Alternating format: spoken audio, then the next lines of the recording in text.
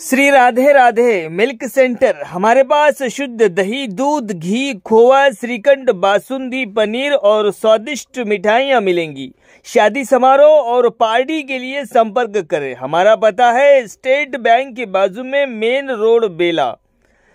प्रोफाइटर सन्नी उर्फ Abhilash Gaur. Mobile number है हमारा 7989676718 और दूसरा नंबर है 8886797235।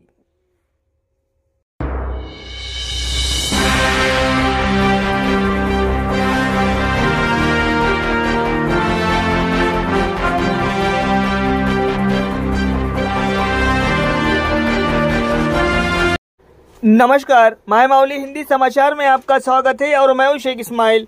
माला संगम जिलाध्यक्ष कोपला रमेश ने आरोप लगाया कि राज्य सरकार एससी वर्गीकरण के मामले में एक तरफा कार्रवाई कर रही है। उन्होंने शुक्रवार को आदिलाबाद स्थित प्रेस क्लब में ये बात कही। एक और शमीम अख्तर ने सदस्य आयोग का कार्यकाल बढ़ाया तो दूसरी ओर उन्होंने सरकार से सवाल किया है कि वो अनुसूचित जाति वर्गीकरण को मंजूरी कैसे दे रही है। उन्होंने कहा है कि सरकार द्वारा प्रस्तुत रिपोर्ट त्रुटियों से भरी हुई है।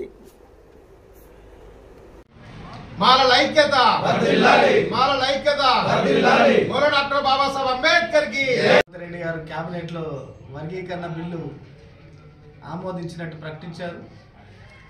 మేము ఈ ప్రభుత్వాన్ని ఒక ప్రశ్నిస్తున్నాం. ఏదైతే ఏకసభ్య కమిషన్ షమీమ్ అఖ్తర్ గారిని కమిషన్ గడువు మార్చి 10 వరకు పెంచినట్టు గవర్నమెంటే అనౌన్స్ చేసింది. మరి నిన్న జరిగిన కేబినెట్లో షమీమ్ అఖ్తర్ గారు రిపోర్ట్ ఇచ్చిండ్రు, దాన్ని ఆమోదించడమంటే ఇది ఎవరిని చేస్తుంది అనేది మేము ఈరోజు ప్రభుత్వాన్ని ప్రశ్నిస్తున్నాం. మీకు నిజంగా మీకు అంత ధైర్యం దమ్ముంటే మేము మాలలకు అన్యాయం చేస్తామని చెప్పి ప్రకటించేసి మీరు వెళ్ళండి. దానికి మాలలతో ఏదైతే అది చేస్తాం. ఆల్రెడీ మొన్న జరిగిన ఎమ్మెల్సీ ఎలక్షన్లలో టీచర్స్ కానీ, తర్వాత గ్రాడ్యుయేట్స్ ఎలక్షన్లలో కానీ కాంగ్రెస్కి ఏ విధంగా మాలలతో పెట్టుకుంటే ఏ విధంగా మేము బుద్ధి చెప్పాము, మా వంతు ప్రయత్నంగా మేము చేయగలిగాం. కానీ ఒక పక్క డేట్ ఎక్స్టెన్షన్ చేస్తున్నామని చెప్పి వాళ్ళే ప్రకటిస్తారు. మన దాంట్లో క్యాబినెట్లో పెట్టి మేము వర్గీకరణ బిల్లును ఆమోదిస్తున్నాం, జరగబోయే 12 నుంచి అసెంబ్లీలో పెడతామని చెప్పారు. దీంట్లో మేము 2 ప్రశ్నలు ప్రభుత్వాన్ని అడుగుతున్నాం. అంటే మేము ప్రశ్నించడం కాదవి, ఏదైతే సుప్రీంకోర్టు ఇచ్చిన ఒక జడ్జిమెంట్ని ఒకటి అడుగుతున్నాం. అదేవిధంగా రాజ్యాంగం ఇచ్చినటువంటి ఆర్టికల్ 341 గురించి అడుగుతున్నాం. ఈ 2 కూడా మేము కొత్తగా ఎక్కడ కూడా మా వ్యక్తిగతంగా కానీ మా కులం తరపు నుంచి కానీ మేము క్రియేట్ చేసినవి కాదు. 341 ఆర్టికల్ ప్రకారం మీ అందరికీ తెలుసు, చాలా సందర్భాల్లో మనం మాట్లాడుకున్నాం. 341 ఆర్టికల్ ప్రకారం ఏం చెప్తున్నారు? అసెంబ్లీలో బిల్లు ఆమోదించి సెంట్రల్కి పంపడం. అదన్నా సక్రమంగా చేయండి, నిజాయితీగా చేయండి.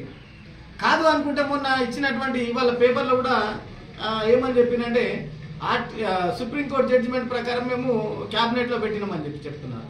మరి సుప్రీంకోర్టు ఇచ్చినటువంటి డైరెక్షన్ని మీరు ఎంతవరకు ఫాలో అయినరు అనేది ప్రజలకు తెలియజేయాలా. అదేవిధంగా మేము మా మాల సంక్షేమ సంఘం నుంచి అనేకమైనటువంటి ఏకసభ్య కమిషన్కి వాళ్ళకి తెలియజేసాం.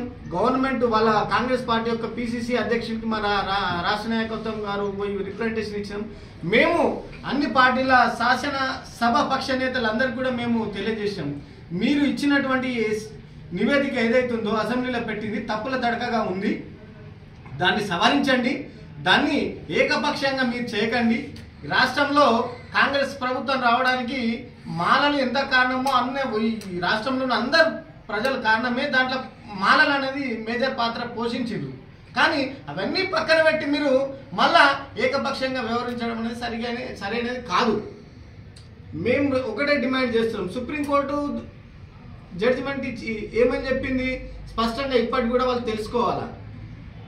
ఒకటి 59 కులాలలో అత్యంత వెనుకబడిన కులాలు ఏవైతున్నాయో దాన్ని పూర్తిగా డాటా సేకరించమన్నారు. ఇప్పుడు బీసీ కులగణన ఎట్లయితే చేసిండ్రో అదేవిధంగా ఎస్సీల్లో ఉన్నటువంటి లేటెస్ట్గా ప్రజెంట్ జరుగుతున్నటువంటి దాన్ని లేటెస్ట్గా కులగణన చేసి దాంట్లో 59 కులాలలో ఎవరైతే వెనుకబడి ఉన్నారో వాళ్ళను గుర్తించి వాళ్ళ అభివృద్ధికి చేయుతనివ్వండి అని చెప్పింది.